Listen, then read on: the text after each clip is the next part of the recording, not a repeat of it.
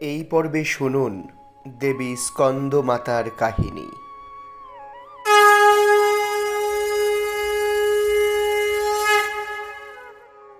সিংহাসনগতা নিত্যং পদ্মশ্রীতা করোদয়া শুভদস্তু সদা দেবী স্কন্দমাতা যশস্বিনী।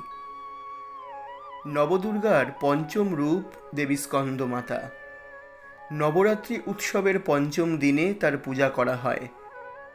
দেব সেনাপতি কার্তিকের অপর নাম স্কন্দ। দেবী দুর্গা কার্তিকের মাতা, তাই তিনি পরিচিতা স্কন্দমাতা নামে।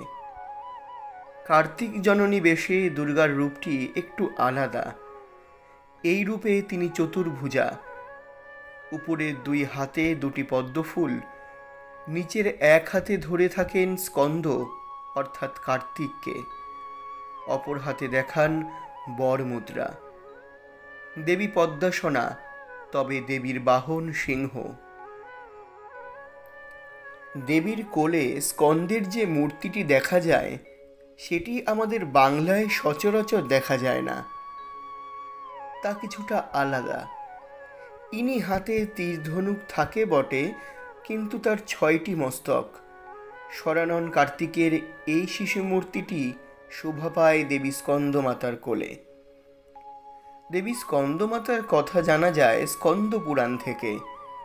অসুররাজ তারক বর লাভ করেছিল কেবল শিব ও দুর্গার পুত্রই তার প্রাণবধে সক্ষম হবে। তাই দেবতার বিরুদ্ধে যুদ্ধ ঘোষণা করে সে সহজেই দেবতাদের কাছ থেকে স্বর্গরাজ্য কেড়ে নিতে পেরেছিল। এই ঘটনার ঠিক আগেই সতী দেহত্যাগ করেছিলেন, শিবও হয়েছিলেন ধ্যানমগ্ন। তাই দেবতারা দুর্গাকে পুনরায় জন্মগ্রহণ করার অনুরোধ করলেন। দুর্গা শৈলপুত্রী রূপে গিরিরাজ হিমালয়ের গৃহে জন্ম নিলেন। তারপর ব্রহ্মচারিণী রূপে শিবকে পতিরূপে পাওয়ার জন্য করলেন কঠোর তপস্যা। শেষে শিবের সঙ্গে তার বিবাহ হলো। তারপর যথাসময়ে জন্ম হলো শিব ও দুর্গার পুত্র কার্তিকের। কার্তিকের জন্মের বিবরণ নানা পুরাণে নানাভাবে বর্ণিত রয়েছে, সে সবের উল্লেখ এখানে না করলেও চলবে। শুধু এইটুকু বলে রাখি, কার্তিকের ছিল 6টি মাথা, তাই তিনি পরিচিত হয়েছিলেন শরানন নামে।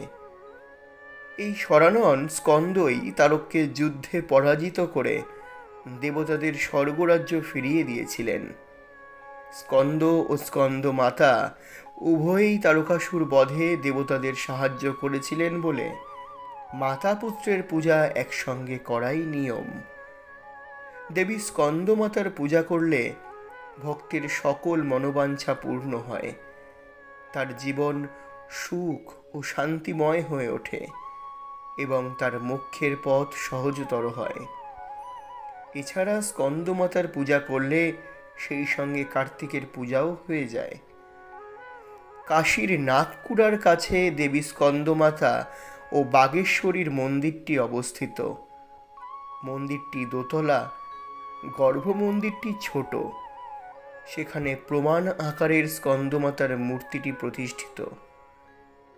বাগেশ্বরী সরস্বতীর মন্দিরটি স্কন্দমাতার মন্দিরের ঠিক পাশেই অবস্থিত। শারদীয়া ও বাসন্তী নবরাত্রি উৎসবের পঞ্চমীর দিন এই মন্দিরে প্রচুর জনসমাগম হয়। শুনছিলেন দেবী স্কন্দমাতার কাহিনী। সমগ্র পরিচালনায় এবং আজকের পাঠে আমি বিজয়। পোস্টার ডিজাইন চারুলিপি এবং মিউজিক ডিজাইনে রয়েছে তরঙ্গ দ্য আল্টিমেট মিউজিক। দেখা হচ্ছে পরবর্তী পর্বে মা কাত্যায়নীর কাহিনী নিয়ে।